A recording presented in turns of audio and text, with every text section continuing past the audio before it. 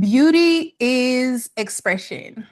Beauty is how I choose to express myself, whether it's through my hair, my clothes, my makeup, my aura.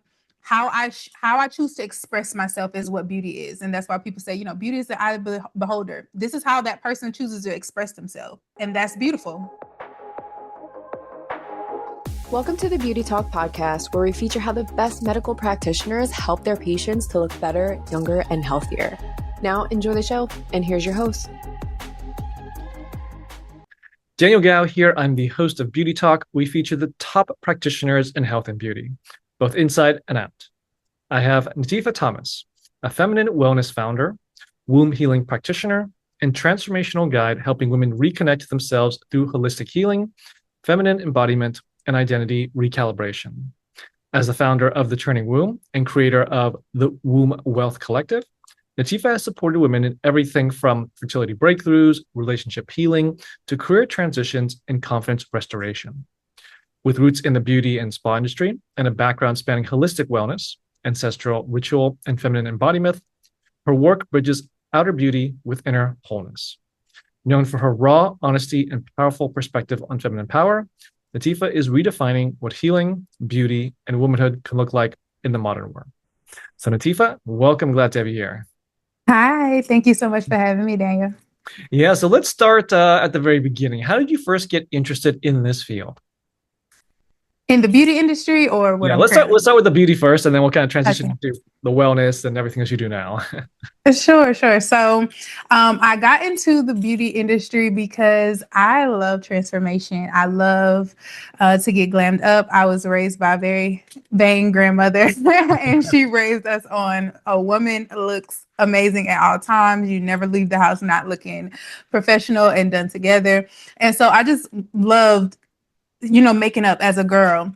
And so when I got into college, I always knew that I would be an entrepreneur. So I was like, what is the easiest business that I can get started? It wasn't like a epiphany or anything. It was just like, what business it seemed easy. So I was wearing hair bundles and wigs and things like that, doing makeup. So I was like, a cosmetic line just made sense.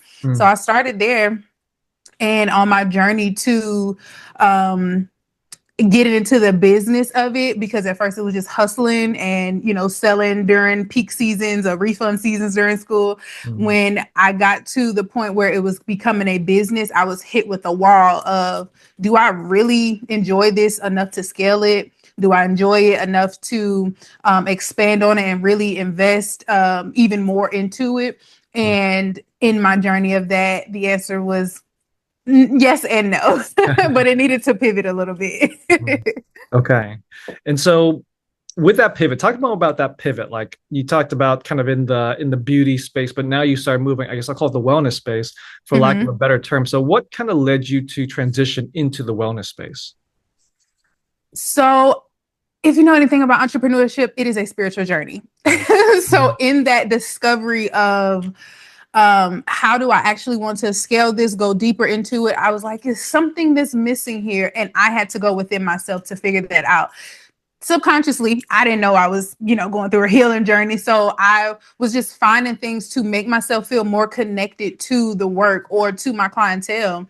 My clientele was mostly women who were party girls, influencers, and had to be done up for their work environment.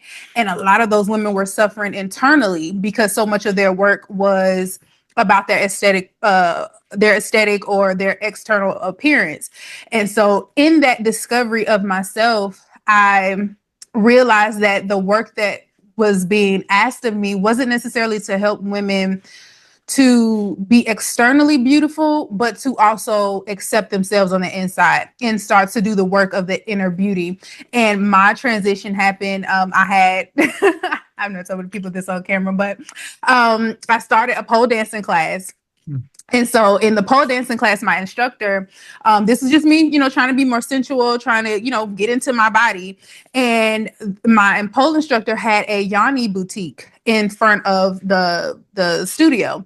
And so I had been going there for months. And one day I just stopped in the front and was like, what is a Yanni? Like, what are these products? And she gave me the whole rundown of, it's womb healing and it's herbal, you use it for your womb holistic health, herbal, whatever. So I go deeper into it. I did a couple sessions with her. I went into it and I was like, this could be actually a good integration to my business. And for about 8 months, I tried to do both, selling hair and selling herbs, talking about womb wellness. And it was like my inner being was conflicted. Like, you cannot work on both sides. You're either going to be on the outside or the inside, and I chose the inside. So I changed it into wellness, and I started to help women to fill the void of what they were trying to replace externally, to fill it inside, so they can actually feel the way they want it to appear. Okay. And I'm sure that a lot of people have not heard this term before, but womb healing. So could you expand out on what is womb healing? So to me, womb healing, in the beginning, it was more physical because Yanni steam specifically works on vaginal ailments, infertility, chronic infections, and things like that women deal with. And I was strictly on the physical for so long, but womb as a whole, I look at we can't say holistic healing without looking at the whole body. So the womb itself is the definition of femininity. It has ancestral memory. It's an intelligence. It holds trauma. It gives you symptoms. That's the root of all of that. So when I say womb healing, is more than just the physical body being healed, the physical organ of the uterus being healed, but it's also the trauma through whatever you've been through your entire life, and your ancestors before that's been passed down hereditary. We'll say that certain symptoms or hysterectomies or whatever are what do you call it? Hereditary. We'll say that's hereditary, but we take the physical part and take the spiritual part out of it. Those behaviors are also hereditary. So what are those behaviors, those patterns? How can we get to the root of that so that we can heal the whole body, not just that one organ? That organ is just the root of it. Okay. And when we talk about feminine embodiment, is that kind of similar to what you talked about, or is it a different perspective, or something different from the womb healing side? It's the same thing. Okay. I say feminine embodiment now because the term is just more broad and people can receive it better.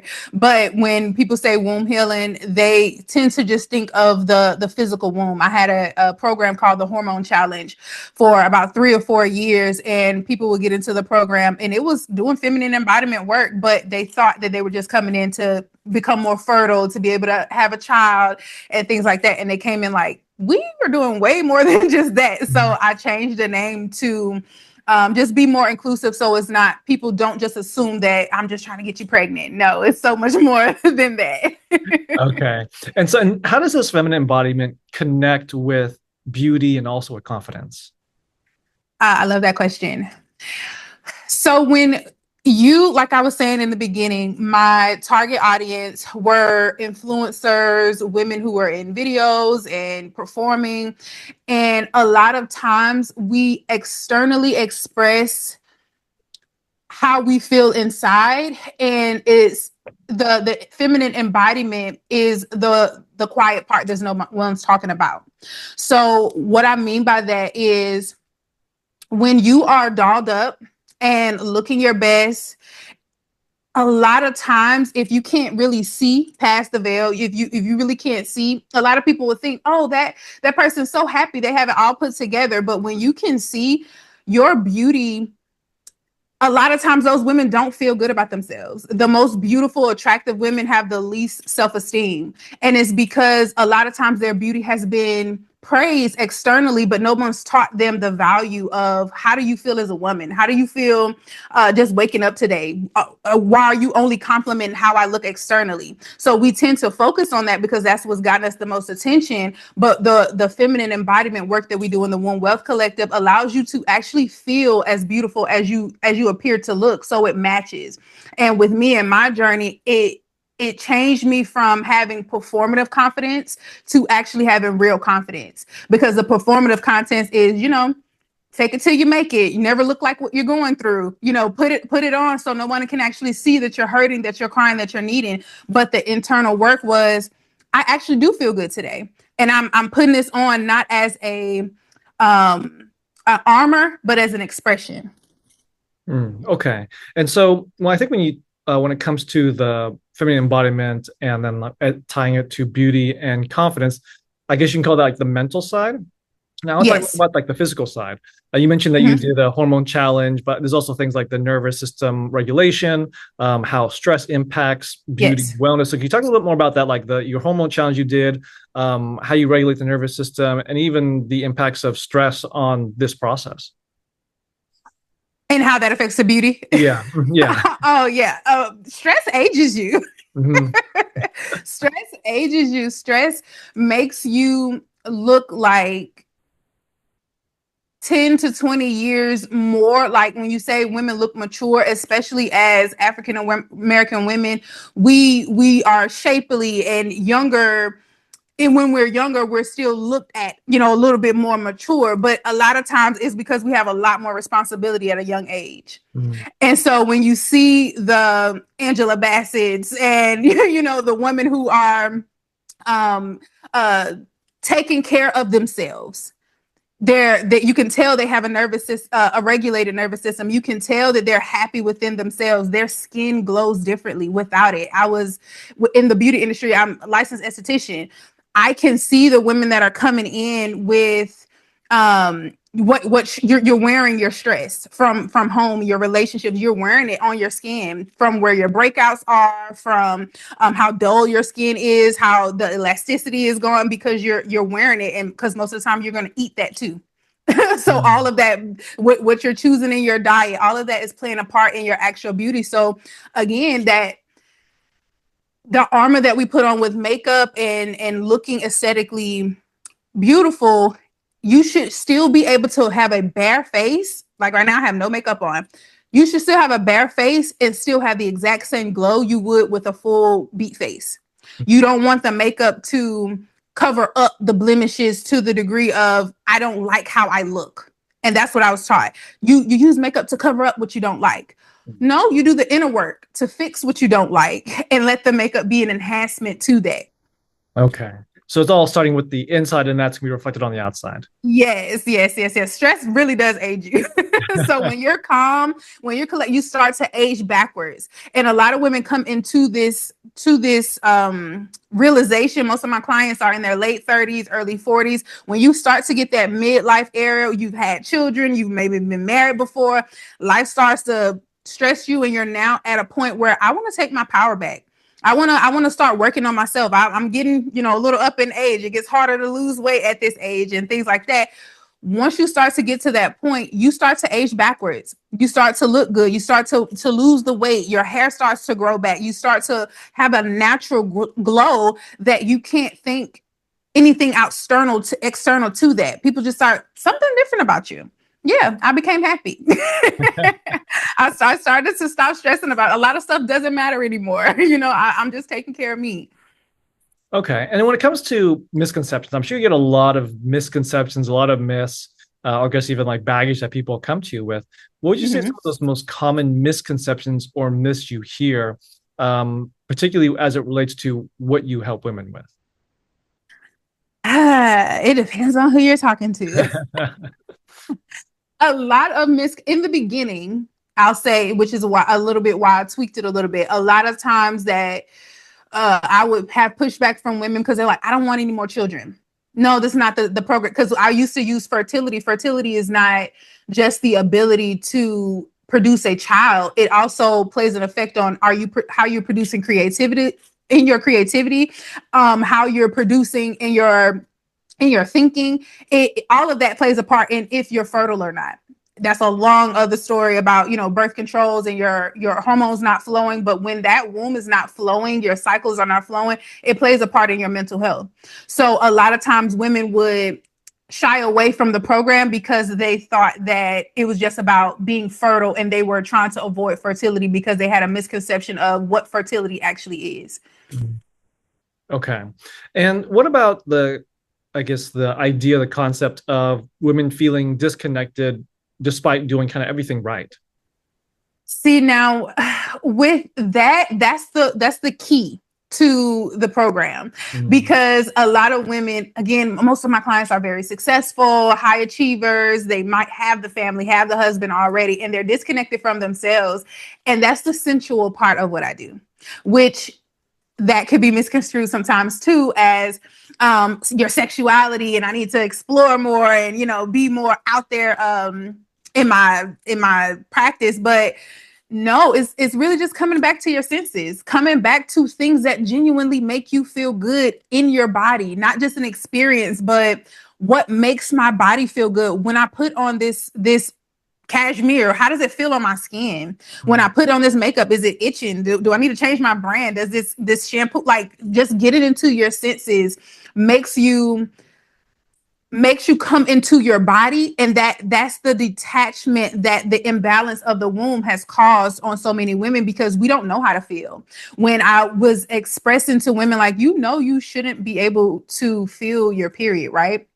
Like you shouldn't be cramping, you shouldn't be bloated, you should just see it and know that it's happening, but you shouldn't feel it. But a lot of times we're conditioned to go take a Midol, or mask it. That's the culture that we're in now. So we mask it, and it disconnects us to your body is telling you something that's not right. Listen to it. And when you listen to it, you'll be able to fix it and have a better experience versus covering it up. And then you've covered it up for 10 years. Now you're questioning hysterectomy. So yeah, coming into your body is the goal of the entire program, to be able to feel things on a deeper level, because that's the gift of being a woman. That's the gift of having a womb. We can feel things, and we don't have to be shamed for it or feel like we're oversensitive about it, because high achieving women, most of the time they cut off that aspect of themselves because they're in dominant areas where they have to think logically and be strategic. And the superpower to that is being able to do both and find the balance in between both. Okay.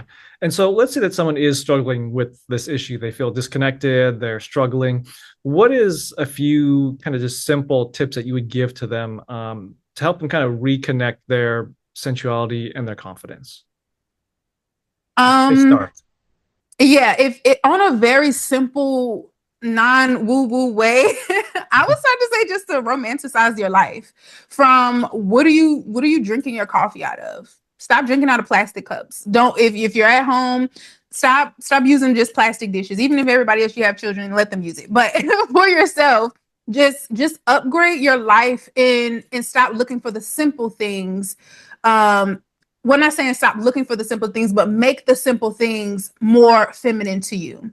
Start taking bubble baths or using shower bombs, things that will heighten your senses while you're taking a shower. Just the simple day-to-day things. See how sensual you can make it, so that you can be in the present and not just go through the day on regular things.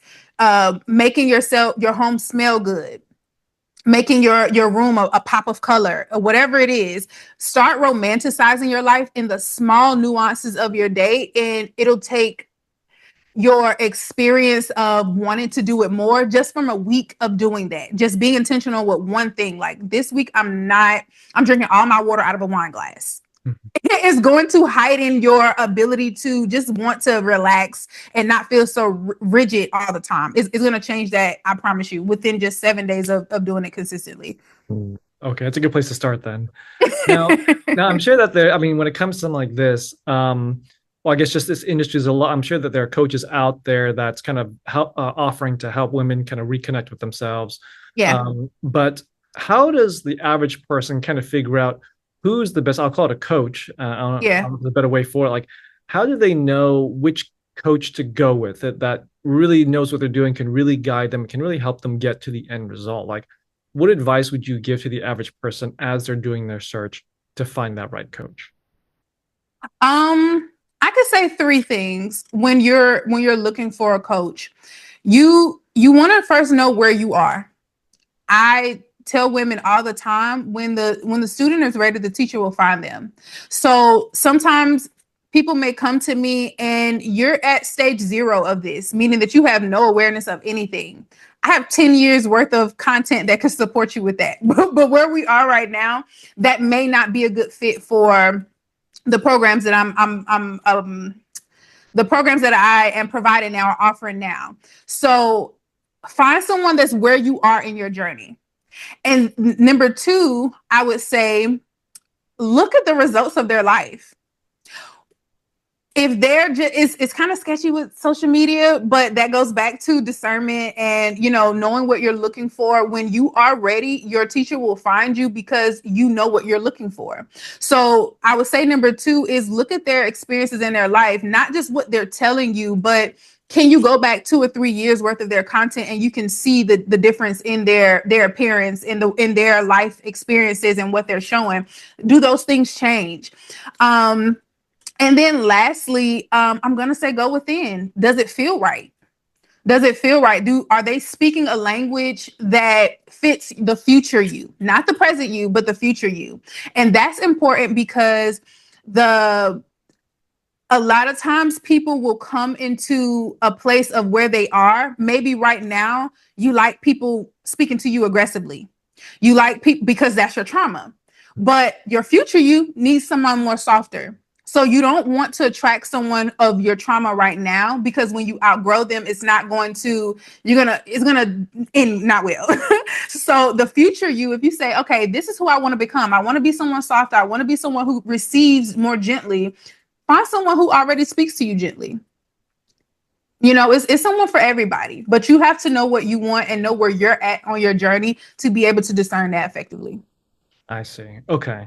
Now, I'm sure that you worked with a lot of students, a lot of clients. Is there maybe one story that comes to mind of just one of those people you've worked with that maybe had a really challenging time or just a really tough one to work with, and ultimately how you were able to get them a successful outcome in the end? Yes. So I would say I have maybe like 2 or 3 that challenge me as a teacher, which I love them because, again, we need those challenges. Like, I don't want it the easy route. So the 3 things that I named in the beginning were some of the things that they were missing in their search for a client. And I was missing as a search for who I could take on. I didn't know these things until I knew it. So these were clients who didn't have a start. They didn't necessarily know what they wanted. They just know what they didn't want anymore. So the lot of the pool in the beginning was trying to decide, what do you actually want? What do you want out of life? And when we finally came to what they actually wanted, it was now all of the unlearning to relearn. And the struggles in their unlearning was it's hard sometimes for people to disregard like everything that they've built so far. They have an attachment to the things that they've been loyal to the pain, the trauma. They have an attachment and a relationship with that. And so when we're doing the work to surrender that and change your identity and no longer relate to that, it's hard when people want to stay in it. And so I had to learn as a coach that when you're ready, you'll change. Like it's not my job to want it more than you do. So again, you have to know where you are. And then lastly, what got them the outcome was I had to go in the neurological path of let's get to the root of why you love this relationship so much. Why do you feel that you need this, or that you can't live without this, or that this is now a part of your identity? Why do you want this to be a part of your identity? And when they were able to see themselves outside of their current self and see themselves as their future self, or just a observer of what they're dealing with, I had to tell them, okay, look at yourself as not you, but your friend. If your friend was going through this trauma, if your friend was going and had this, what would you tell your friend? Oh, I'll tell her she's crazy. She needs to do this. Okay, be your friend. Be your first friend. Be your best friend. and talk to yourself from the perspective of, it's not me, and it's just me dealing with this, and this is just what I do. But this was me, and because I no longer relate to you, I don't have to shame you for that. I don't have to feel guilt. I don't want you to feel guilty about that. Integrate it into who you're becoming. Take it as a part of your journey. A lot of times we have in spirituality or whatever, it's always this ego death that needs to happen. And you're no longer, I don't teach to hate your old versions of yourself. That person made you who you were. So you want to acknowledge the growth that happened, but you also don't owe that version of you any more time in your life. So when you're going into this journey, you want to look at it from the perspective of, what tools did I learn from these experiences? How can I use them to better me in this new becoming of where I am, and still love it?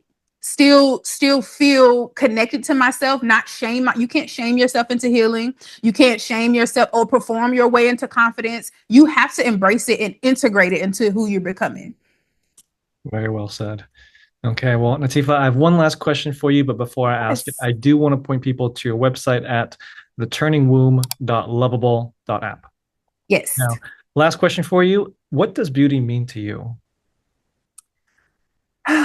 Beauty is expression. Beauty is how I choose to express myself, whether it's through my hair, my clothes, my makeup, my aura. How I choose to express myself is what beauty is. And that's why people say, beauty is the eye of the beholder. This is how that person chooses to express themselves. And that's beautiful to them. Okay, well, there you have it. Natifa sharing her expertise. So Natifa, where can people learn more about you and what you offer? Yes, I am on The Turning Womb on all platforms. You can find me there, YouTube, TikTok, Instagram, and Facebook. I'm The Turning Womb. And you mentioned my website, theturningwomb.lovable.app. And yeah, that's kind of all my platforms. You can find me there, or I think it's Firechild, the actual name, but The Turning Womb, you'll see me there. Okay, awesome. Well, this is great. Thank you for coming on, Natifa, and thanks for sharing your knowledge. Thank you so much. It was a pleasure talking to you, Daniel. Thanks for listening to the Beauty Talk podcast. Any questions, please contact the practice directly with the contact information provided during the show. We'll see you again next time. Bye for now.